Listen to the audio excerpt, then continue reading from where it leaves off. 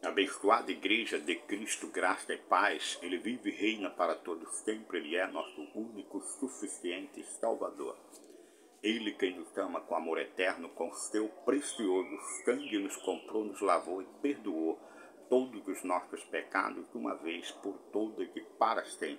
Cremos que o único sacrifício de Cristo nos aperfeiçoa para sempre. Hebreus 10:14 afirma esta verdade para os que creem, ainda que muitos mercadejantes da palavra, falsos pregadores, não preguem nem ensinem esta verdade, pois lhe falta revelação da parte do Espírito de Deus. Quero aqui, pela sua misericórdia e graça, seu príncipe, o anunciar, sempre tratando a respeito da sã doutrina de Cristo. A graça genuína é tempo de reforma. Deus está operando no meio da sua igreja uma reforma, restaurando a sã doutrina de Cristo, restaurando a fé dos seus eleitos pelo conhecimento da sua palavra revelado pelo seu Espírito. E nós temos a perfeita compreensão pelas Escrituras, ensinados pelo Espírito revelado mediante nosso Deus Jesus Cristo, assim como encomendou o nosso apóstolo São Paulo. Nós já vamos ver isto, mas primeiro é preciso entender de onde vem o favor da igreja e a quem a igreja deve agradar e que evangelho tem que viver esta igreja que a Bíblia chama remanescente da graça de Deus. Em Gálatas, no capítulo 1, versículos 10 a 12, afirma o apóstolo São Paulo: para mim, para a sua vida, nós que imitamos a Paulo, imitador de Cristo, diz assim: busco eu agora o favor de Deus ou o favor dos homens?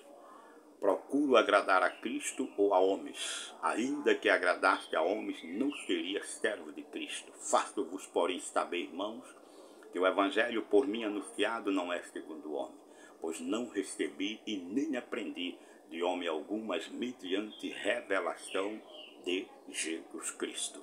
Este é o evangelho que eu vivo, e os que vivem de fato está nesta manifestação do poder, que o evangelho de Deus é poder. O evangelho de Deus não consiste somente em palavras, mas em poder e demonstração do seu Espírito. Este evangelho nos edifica, nos santifica e nos faz viver a herança. Atos capítulo 20, versículos 32, mais uma recomendação do nosso amado São Paulo, que diz: agora, pois, vos encomendo ao Senhor e à palavra da sua graça, que tem poder para vos edificar e dar herança entre todos os que são santificados. Gálatas capítulo 3, 29, afirma: e se sois de Cristo, também é descendentes de Abraão e herdeiros segundo a promessa. Em Romanos 8:17 afirma: e se somos de Cristo, somos filhos, somos herdeiros de Deus e co-herdeiros com Cristo. Se com Ele também sofremos, com Ele também reinaremos. Nós estamos aqui em Cristo sofrendo, como diz a palavra, pela verdade do Evangelho, assim como sofreu os apóstolos do Senhor, principalmente Paulo. Este sofrimento é um desígnio de Deus para que nós possamos, como diz Gálatas, buscar sempre o favor dele e buscar sempre agradar a Cristo e viver o poder deste Evangelho. Igreja de Cristo, viva o favor de Deus que santifica e dá herança. Viva este maravilhoso evangelho que agrada a Cristo, ainda que desagrade alguns que são de fato inimigos da cruz de Cristo.